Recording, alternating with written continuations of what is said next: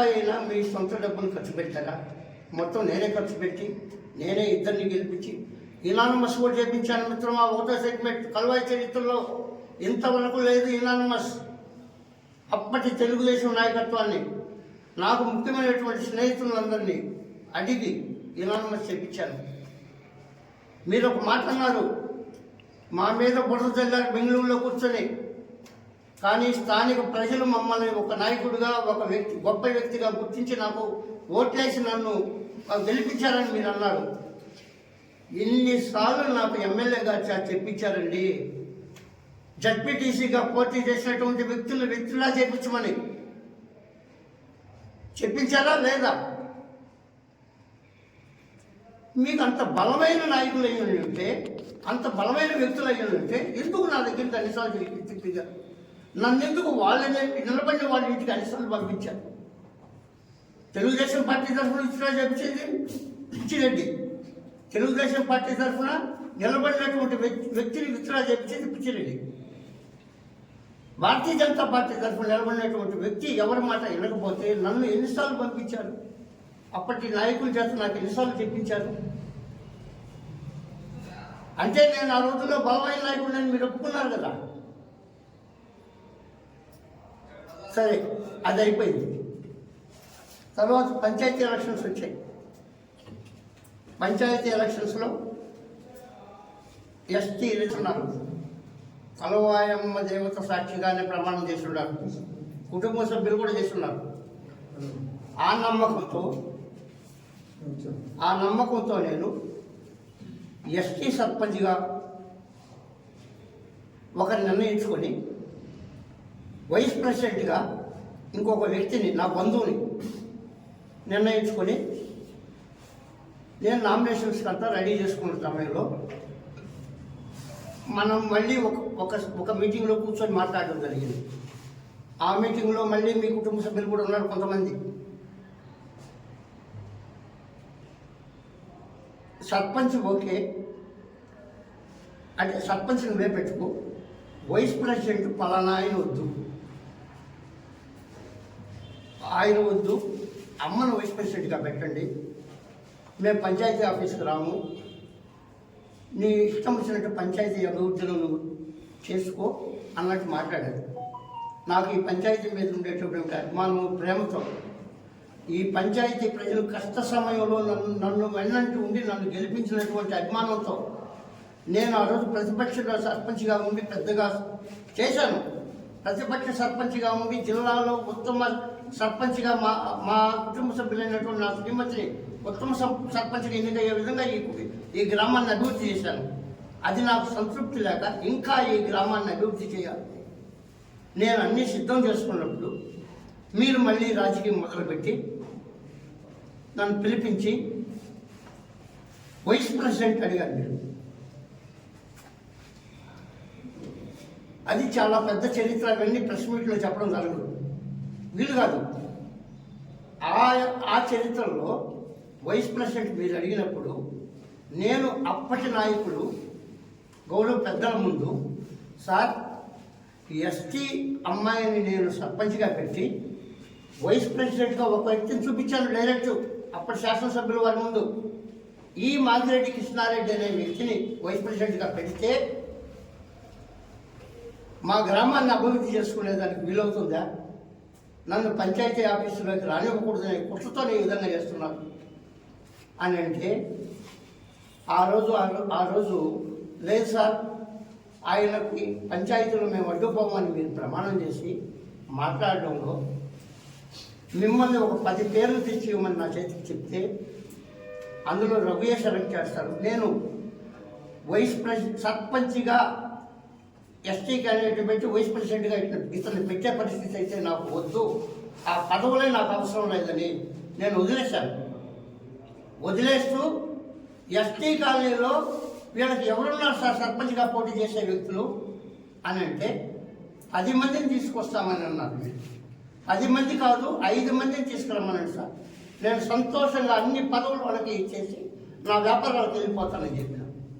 ఆ రోజు మీరు 5 మంది పేర్లు నా చేతికి అప్పుడు శాసనసభ్యులు ఇవ్వమని చెప్పిన మాట వాస్తవా కాదా? నేను నాయకుడిని కాకపోతే మీరంత బలమైన నాయకులుగానే అయితే మిమ్మల్ని పేర్లు నా దగ్గర ఇచ్చి నా చేత సెలెక్ట్ చేయించుకోమని ఎందుకు చెప్తారు? మీరు 5 పేర్లు తీసుకొని నా దగ్గరికి వచ్చారా లేదా? 5 పేర్లు స్లిప్ తీసుకొని వచ్చారా లేదా? 5 పేర్లు తీసుకొని నా దగ్గర ముందు పంపించారు. మీరు పంపించిన తర్వాత నేను చూశాను. ఇప్పుడు సర్పంచ్గా ఉన్నటువంటి పెంచలమ్మ ఒక వ్యక్తి ఎలిజిబుల్ ఫర్ సర్పంచ్ క్యాండిడేట్, మిగతా 4 ఉన్న 5 పేర్లు ఇవ్వాలి కాబట్టి మీరు పేర్లు ఇచ్చారు. నేను నవ్వుకుని దాన్ని నా దగ్గర పెట్టుకున్నప్పుడు మీరే నా ఇంటికి వచ్చారు. నా ఇంటికి వచ్చి సెలెక్ట్ చేయండి రఘు, నామినేషన్స్ అంతా రెడీ చేసుకుంటామనంటే నేను నవ్వుతూ నీతోనే అన్నాను, ఎందుకండి అనిల్ గారు, ఒక్క మనిషి ఉంది మీకు ఇక్కడ సర్పంచ్గా పోటీ చేసేదానికి. ఈ ఎవరు వీళ్ళకి ఎలిజిబిలిటీ ఉందా నేనే చెప్పండి అని చెప్తే ప్లీజ్ రఘు అని అన్నారు. మీరు అంటేనే ఆ పెంచలమ్మకి చిక్కు పెట్టి సంతకం పెట్టబోతుంటే ఎందుకు సంతకం అన్నారు? మళ్ళీ మీరు మన అధినాయకత్వం దగ్గర ఇబ్బంది పడతారు. రఘుకు చెప్పారా, రఘు ఒప్పుకున్నాడా లేదని అడిగితే మిమ్మల్ని మీరు ఇబ్బంది పడతారని రఘు అని సంతకం చేసి పోటీ చేసుకొని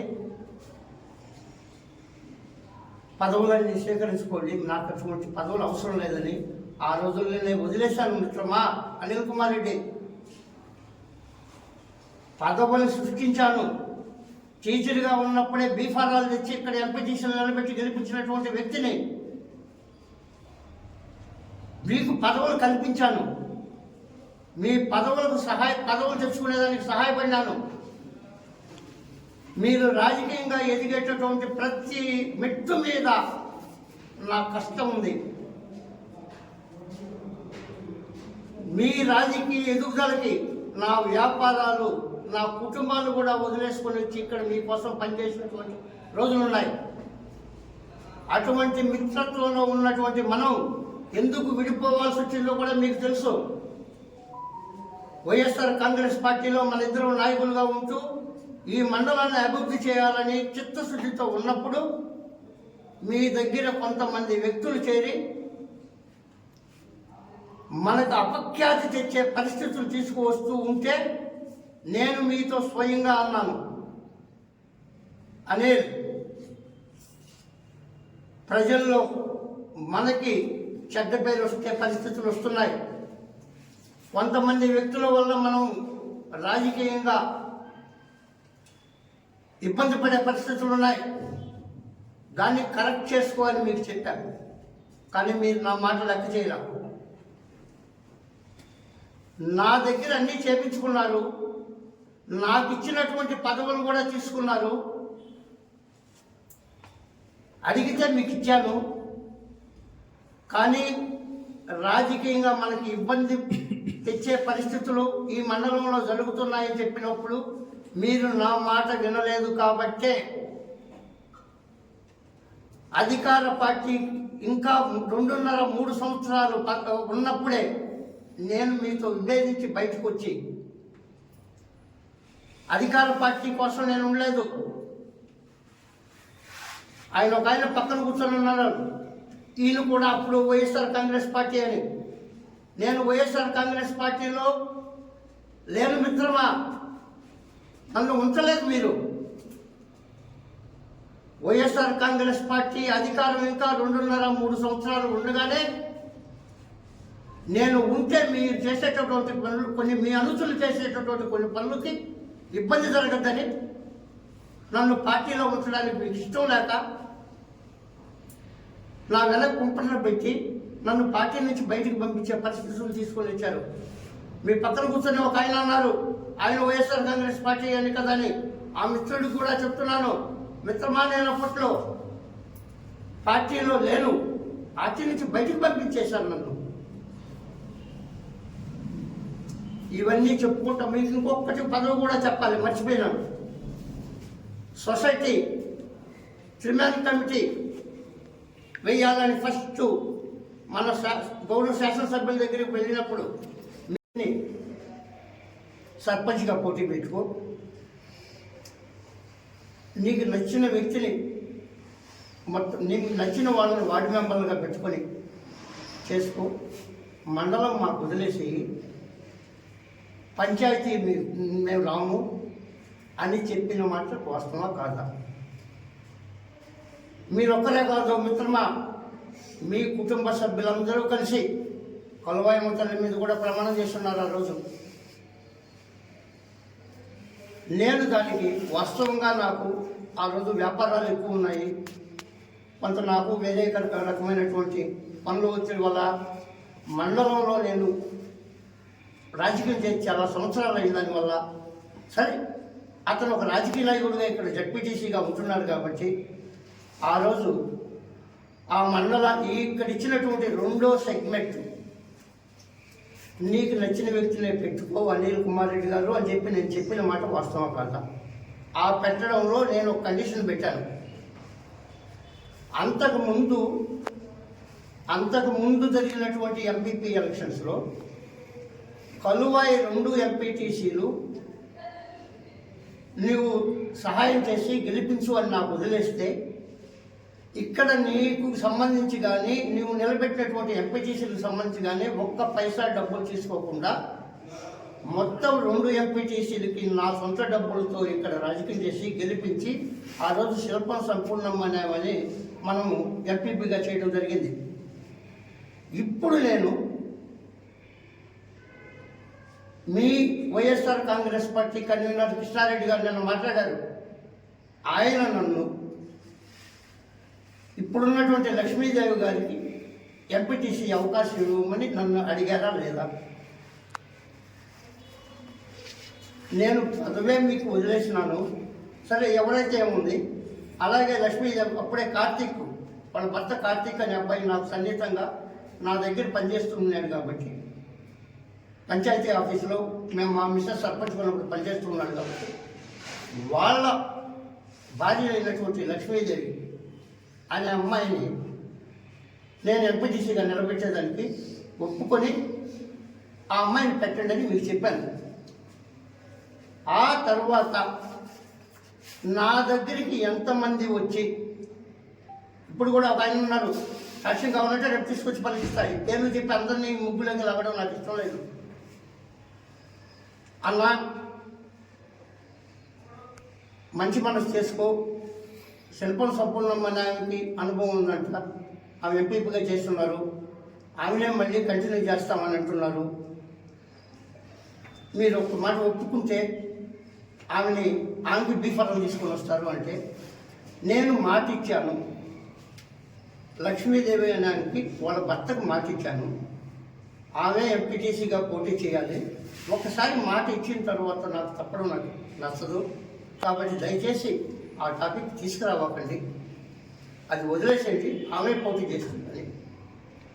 ఆమెను పోటీ చేయించడం జరిగిందంటే ఆ సెగ్మెంట్ నాకు ఇచ్చారా, నన్ను నాయకుడిగా గుర్తించి ఇచ్చారా అప్పటి ఎమ్మెల్యే గారు, లేదా సరే నన్ను నాయకుడిగా గుర్తించకపోతే మీరందరూ వచ్చి నన్ను ఎందుకు పలానామని పెట్టుకుంటాము, ఈమెను వద్దు ఆమెను వద్దు అని మీరు ఎందుకు చెప్పారు అంటే నేను ఆ రోజే నాయకుడిని మీరు ఒప్పుకుంటారు కదా. ఒక మండల ఎంపీపీ స్థానాన్ని ఖరారు చేసే స్థాయిలో నేను ఆ రోజు ఉన్నానంటే ఆ రోజుల్లోనే ఈరోజు ఒక కన్వీనర్ పదవి కోసం నేను దిగజారి ఇసుకతోలే వ్యక్తిగా మీకు కనిపిస్తున్నాను. సరే ఆ ఎలక్షన్లో కూడా మీరేమన్నా కలువాయి టౌన్లో రెండు ఎంపీ బజ్వేల్లో ఎంపీటీసీగా పోటీ చేశారు. ఆ సమయంలో నేను కర్ణాటక చన్నపట్నంలో ఒక కాంట్రాక్టర్గా ఉన్నాను.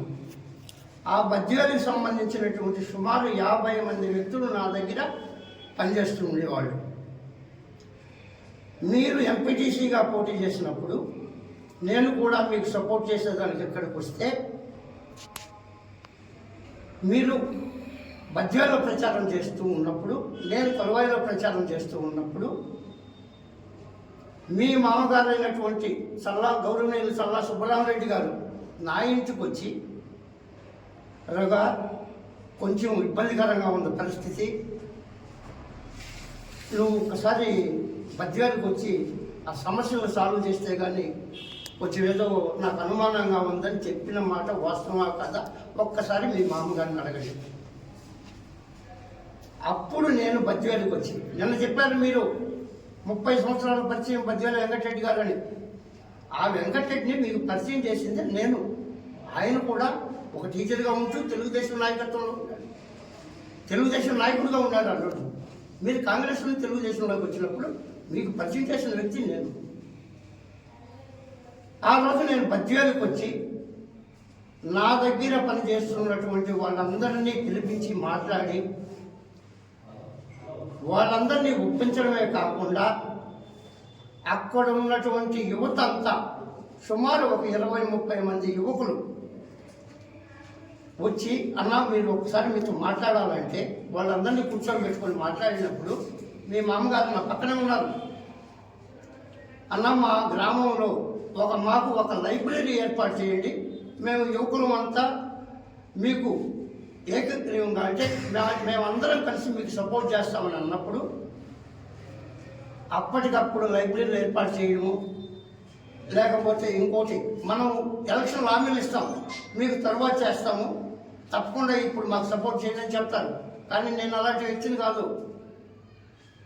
వాళ్ళు అడిగిన 5 నిమిషాల్లో నా జేబులో నుంచి 25,000 రూపాయలు తీసి, ఆ రోజుల్లో 25,000 అంటే ఇప్పుడు లైబ్రరీ రాదు, ఆ రోజుల్లో 25,000 సంవత్సరం రోజులు మీరు ఎన్ని పత్రికలైనా ఎన్ని వీక్లీలైనా వేసుకొని లైబ్రరీ నడుపుకోండి, సంవత్సరం లోపల మేము మీకు ప్రత్యేకంగా ఒక లైబ్రరీ తీసుకొచ్చేదానికి ప్రయత్నం చేస్తామని 5 నిమిషాల్లో నిర్ణయం తీసుకొని ఆ రోజు వాళ్ళతో మాట్లాడి వాళ్ళని ఒప్పించి మిమ్మల్ని ఎంపీటీసీగా గెలిపించి, ఇక్కడ గెలిచినటువంటి ఎంపీటీసీలు ఎవరో కిడ్నాప్ చేస్తారు తీసుకెళ్తారంటే వాళ్ళని నా దగ్గర పెట్టుకొని నా 2 చేతులతో ఎంపీటీసీలు పట్టుకొని తీసుకొచ్చి అక్కడ మీ ప్రమాణ స్వీకారం చేసేంత వరకు మీ పక్క నుండి చేసినటువంటి వ్యక్తిని నేను. ఆ రోజే నాయకుడిని. ఈరోజు మీరు కొత్తగా నాకు ఈ కన్వీనర్ పదవి గురించి మీరు మాట్లాడాలనుకున్నారంటే నాకు అది ఆశ్చర్యపడాలో లేకపోతే నవ్వుకోవాలో నాకు అర్థం కావడం. ఆ రోజు నేను టీచర్ని కాబట్టి నేను వెనకుండి మీలాంటి వాళ్ళకి అందరికీ సపోర్ట్ చేస్తూ మీలాంటి వాళ్ళని నాయకుడిగా చేసినటువంటి వ్యక్తిని నేను. సరే, ఇదంతా పెద్దపాల శిక్షలో చరిత్ర, అవన్నీ మీకు జ్ఞాపకం ఉంటాయో లేవో. ఈ మధ్య ఇటీవల జరిగినటువంటి సాంఘిక శాస్త్రంలోని కొత్త చరిత్ర చెప్తాను, అది కూడా ఒక మాట చెప్తే బాగుంటుంది. తరువాత మీరు పంచాయతీ ఎలక్షన్స్ వచ్చాయి. ఒక టైంలో వచ్చినప్పుడు నా దగ్గరకు వచ్చి బెంగళూరులో సుమారు 4 నెలలు 5 నెలలు నా దగ్గరకు వస్తూ మన ఇద్దరికి మంచి స్నేహితం ఏర్పడింది. నేను కాదను, నా దగ్గరకు వస్తూ నాకు సపోర్ట్ చేయి అని అంటే, నాకు ఒక సెగ్మెంటు అంటే ఒక సభ్యుడు మీకు ఒక సభ్యుడు ఇచ్చారు. రఘురామరెడ్డి ఒకరిని పెడతారు, మీరు ఒకరిని పెడతారు, సుబ్బరామరెడ్డి ఒకరిని పెడతారు. అంటే సుబ్బరామరెడ్డి ఉన్నారు కాబట్టి ఆయన తీసేయడం గౌరవం కాదు, ఆయన ఉంచండి అని చెప్తే ఒక్క నిమిషంలోనే అదే గౌరవ శాసనసభ్యుల వారి ముందు నాకు అవసరం లేదు సార్ ఈ పదవులు, వాళ్ళనే పెట్టుకోమనండి, నేను ఇటువంటి పదవుల కోసం ఆశపడలేను, నేను డెవలప్మెంట్ అనేదే నా మనసులో ఉండేది, మీరు డెవలప్మెంట్లో మీరు గొప్ప వ్యక్తులు కాబట్టి మీ దగ్గరికి వచ్చాను నేను అని చెప్పి ఆ రోజు కూడా పదవి మీకే వదిలేశాను. మీరు నిన్న ఈ కన్వీనర్ పదవి కోసం నేను ఒక స్టాండ్ మాఫియాని డెవలప్ చేస్తున్నానని మీరు మాట్లాడడం నిజంగా అది ఆశ్చర్యం వేస్తుంది. మండల ప్రజలు నమ్ముతారా? రఘురామరెడ్డి అనే నా మీద నిందలేస్తే మండల ప్రజలు నమ్ముతారా? మీ విజ్ఞతగా వదిలేస్తున్నాను. నేను ఒకటే చెప్తున్నాను, కలువాయి మండల చరిత్రలో గతంలో ఎప్పుడూ లేని విధంగా ఒక విధమైనటువంటి రాజకీయాన్ని క్రియేట్ చేస్తున్నారు ఇక్కడ. దాన్ని మీరు పెంచి పోషించాలనుకుంటే మీ ఇష్టం. తెలుగుదేశం పార్టీ రెడీ సిద్ధంగా ఉంది. లేదు డెవలప్మెంట్ వైపు మనం పోదామని అంటే సంతోషం. ఈ మండలం ఏ విధంగా అభివృద్ధి చేయాలో, ఈ మండలాన్ని అభివృద్ధి పథంలో ఏ విధంగా తీసుకొని పోవాలో ఇక్కడ ఉన్నటువంటి మేమందరం కష్టపడేదానికి సిద్ధంగా ఉన్నాం. మా శాసనసభ్యులు మమ్మల్ని ఏది అడిగినా కూడా కాదనకుండా మాకు చేస్తూ ఉన్నారు. మా అధినాయకులు చంద్రబాబు నాయుడు గారు కూటమి నాయకత్వము రాష్ట్ర అభివృద్ధిలో వెనకడుగు వేసే ప్రసక్తే లేదు. దానికి మేమందరం కట్టుబడి ఉంటామని మీకు తెలియపరుచుకుంటూ, ఒక్క మాట మన వైఎస్ఆర్ కాంగ్రెస్ పార్టీ అధ్యక్షుడు కృష్ణారెడ్డి గారు ఒక చిన్న విషయము, అది జోక్గా మాట్లాడారో మా పాపమైన, ఆయనకు పాలసీలు అయితే బాగా తెలుసు, పాలసీ మ్యాటర్లు కొంచెం తక్కువ, అయినా కూడా తప్పదు కదా గౌరవ కన్వీనర్. అయ్యా, నేను ఇది చూపించి ఒక మాట చెప్పాను, తహసీల్దార్ల మెడపై కత్తి పెట్టి తప్పులు చేయిస్తున్న నేతలు. ఇది స్టేట్ న్యూస్. నేను మీకు ఏం చెప్పాను నిన్న ప్రెస్ మీట్లో, ఈ హెడ్డింగ్ చదివి ఇందులో కొలువాయికి సంబంధించి ఒక పాయింట్ ఉందండి అంటూ తహసీల్దార్ అప్పటి మాణికల ప్రమీల గారు ఇచ్చినటువంటి చెప్పినారనేటటువంటి ఒక కథనాన్ని మాత్రమే చదివా ఇందులో నేను.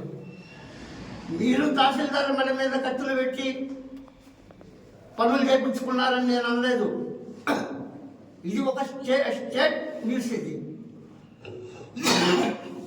స్టేట్ న్యూస్ హెడ్డింగ్ చెప్తూ ఇందులో ఒక పాయింట్ కొలువాయి మండలానికి సంబంధించింది ఉందని నేను చెప్పడం జరిగింది.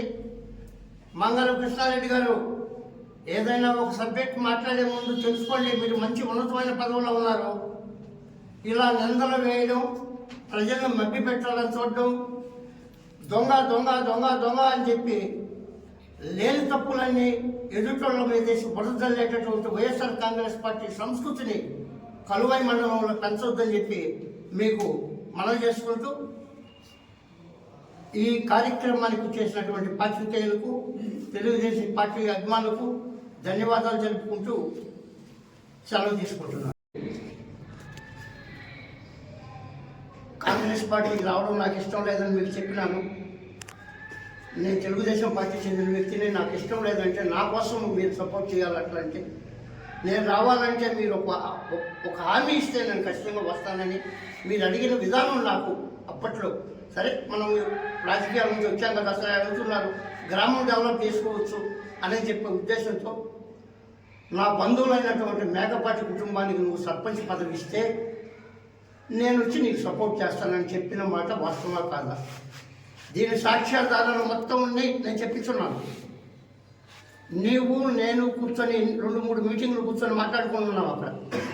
ఆ మీటింగుల్లో మనకు వేరే వ్యక్తులు కూడా ఉన్నారు, వాళ్ళ సాక్ష్యం కూడా చెప్పేశారు. ఎందుకంటే వాళ్ళు ఇప్పుడు లేరని మీరేమన్నా నేను చెప్పలేదంటారేమో, పొరపాటు మళ్ళీ మీరు కులవాయి తల్లి మీద ప్రమాణం అంటే నేను ఎక్కడికి వచ్చి అవి నిరూపించాలి, కష్టం. నేను ఆల్రెడీ వాళ్ళ చేత చెప్పించేశాను. మీరు ఒప్పుకొని ఇక్కడికి తీసుకొని వచ్చిన తర్వాత కొంత విభేదాలు సృష్టించారు. ఎవరు సృష్టించారో మనకు తెలియదు. ఆ విభేదాల్లో పోటీ చేయడము, మేము సర్పంచ్కి గెలవడం జరిగింది. సంతోషం, మేము సర్పంచ్కి గెలిచే దాంట్లో మీరు నాకు సపోర్ట్ చేశారు, నేను కాదంటం లేదు.